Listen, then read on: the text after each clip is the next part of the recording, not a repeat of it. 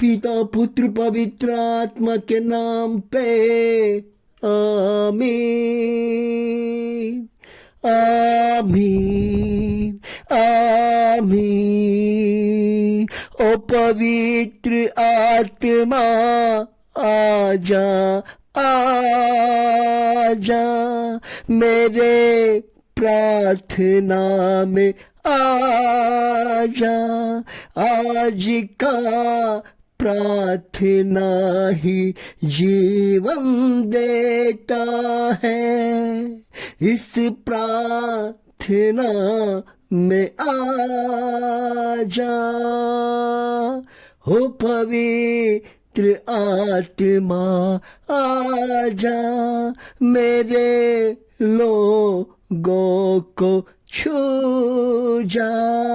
धन्यवाद हो पिता परमेश्वर, शांति देने वाला परमेश्वर, ज्ञान देने वाला पिता परमेश्वर, मनुष्यों को उद्धार करने वाला परमेश्वर, गरीबी से ऊपर हटाने वाला पिता परमेश्वर, गरीबी के श्राप को तोड़ने वाले पिता परमेश्वर, धंधे बिजनेस को आशीषित करने वाला परमेश्वर, रोगियों को चंगा करने वाला पिता परमेश्वर, मनुष्यों के घर के धन को आशीष देने वाला पिता परमेश्वर, उनके परिवार के रिश्तेदारों को आशीषित करने वाला पिता परमेश्वर, सब कामों में परमेश्वर का आशीष ही आशीष बरसने वाला परमेश्वर। मैं इन तमाम चीजों के लिए प्रभु जी मैं आपको धन्यवाद करना चाहता हूं, मैं आपको धन्यवाद करना चाहता हूं, मैं आपको धन्यवाद करना चाहता हूं। जब हमारे पिता परमेश्वर, जब हमारे प्रभु यीशु मसीह गतसेम के गार्डन में गया, दुखों में उनको मालूम था कि अब मुझे मरना है, अब मैं पकड़ा जाऊंगा, मारा जाऊंगा, गाड़ा जाऊंगा, फिर भी परमेश्वर ने, उसे मालूम था कि मेरे साथ अब बुरा होगा, मेरे साथ दुर्व्यवहार किया जाएगा, मुझे थूका जाएगा। ये परमेश्वर का चरित्र है, हमारे परमेश्वर का महान चरित्र, जो आज तक संसार में ऐसा चरित्र, ऐसा पाठ, ऐसा साक्षी आपको कहूं देखने को नहीं मिला है, मिलेगा। यहाँ पे परमेश्वर ने, हमारा प्रिय परमेश्वर प्रभु यीशु मसीह को मालूम हो गया कि अब मुझे लोग पकड़ेंगे, अब मुझे लोग कांटे का मुकुट पहनाएंगे, अब मुझे मारेंगे और श्रापित कर हमें कलवरी क्रूस में चढ़ा देंगे।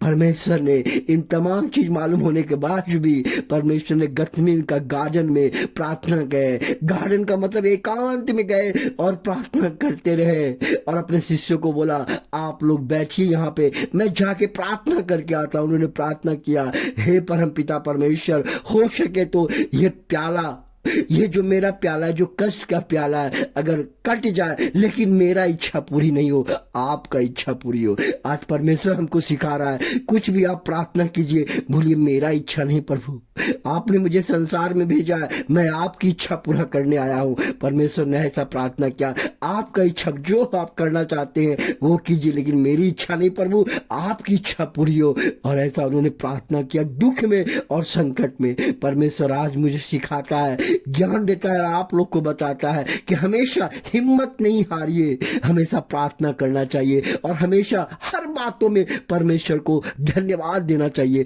चाहे कितना तकलीफ हो, दुख हो, कष्ट हो, हमें तकलीफ आता है, हम प्रार्थना करना छोड़ देते हैं क्योंकि हमारा शरीर कमजोर होता है। और प्रभु कहता है, जो प्रभु है, जो जिंदा परमेश्वर है, जिन्होंने मौत को अपने लातों से कुचल के जीवित हो गया है, वो प्रभु कहता है कि हमेशा प्रार्थना करनी चाहिए। चाहे दुख हो, चाहे सुख हो, चाहे कष्ट हो, चाहे मुसीबत हो, हमेशा प्रार्थना करना चाहिए। इसलिए दानियल हमेशा 3 टाइम प्रार्थना करता था। सुबह परमेश्वर के खिड़की के पास जाके, जेरूशलेम के खिड़की के पास, जेरूशलेम के मुख के पास जाके प्रार्थना करता था और कहता था, हे प्रभु यहोवा तू धन्य है, तू मनुष्यों का रक्षा करने वाला परमेश्वर है, मनुष्य कहाँ जाएगा, तू बुद्धि ज्ञान देने वाला परमेश्वर है। इसलिए प्रभु जी आज मैं ये प्रार्थना करने का, ज्ञान देने के लिए हमारे लोगों को आशीषित करे, प्रार्थना करने का बल, बुद्धि और ज्ञान दीजिए प्रभु जी। प्रभु जी कहते हैं कि जो भी प्रार्थना करेगा मैं उनके जीवन को बदलूंगा, मैं उसे आशीषित करूंगा, क्योंकि प्रार्थना परमेश्वर के संग चलने का मार्ग है। प्रार्थना एक नया जीवन है, प्रार्थना एक उन्नति का राह है, प्रार्थना हमारे कष्टों को, दुखों को तोड़ने का एक जरिया है, एक दीवार जो दुखों का दीवार है, कष्टों के दीवार को ढाने वाला एक प्रार्थना है। धन्यवाद पिता परमेश्वर, आज के दिन हमें प्रार्थना में लाने के लिए, प्रार्थना का वचन से सीखने के लिए से परमेश्वर हमेशा कहते हैं कि एक दूसरे के लिए प्रार्थना करो। जेम्स अध्याय 5:16 इस प्रकार कहता है, एक दूसरे के लिए प्रार्थना करो। तुम जब दूसरे के लिए प्रार्थना करोगे परमेश्वर खुश होगा। परमेश्वर कहेगा देखो ये व्यक्ति कितना अच्छा है, अपने दूसरे के लिए प्रार्थना करता है। जब आप दूसरे के लिए परमेश्वर के लिए प्रार्थना करेंगे, परमेश्वर आपके रास्ते को, आपके दरवाजे को, आपके तरक्की के दरवाजे को उन्हें खोलेगा। ये परमेश्वर का नियम है। कहता पहले गरीब को खिलाओ, मैं तुझे खिलाऊंगा। पहले दो, तब तुम्हें दिया जाएगा। परमेश्वर हमें हर चीज में पहले देने के लिए सिखाता है। परमेश्वर प्रभु यीशु मसीह देने के लिए सिखाता है। पहले अपना हृदय खोलिए, उसके बाद तो हम सब कुछ। इसलिए प्रभु कहता है पहले संसार की खोज में मत रहिए, पहले धार्मिकता की खोज में रहिए और हम सब कुछ आपको देंगे। धन्यवाद पिता परमेश्वर, ऐसा वचन देने के लिए मैं धन्यवाद करना चाहता हूं। और आपने जो कहा प्रार्थना में ही जीवन है और आप जीवन देते हैं, इस विषय के लिए प्रभु जी मैं धन्यवाद करना चाहता हूं। आज के दिन के लिए, आज के सुबह के लिए, और हमारे प्रार्थना में आए। इसलिए प्रभु हमेशा कहता है कि उनके दुहाई देने से पहले ही मैं उन्हें उत्तर दूंगा। उनकी प्रार्थना पूरी होने से पहले ही मैं उसे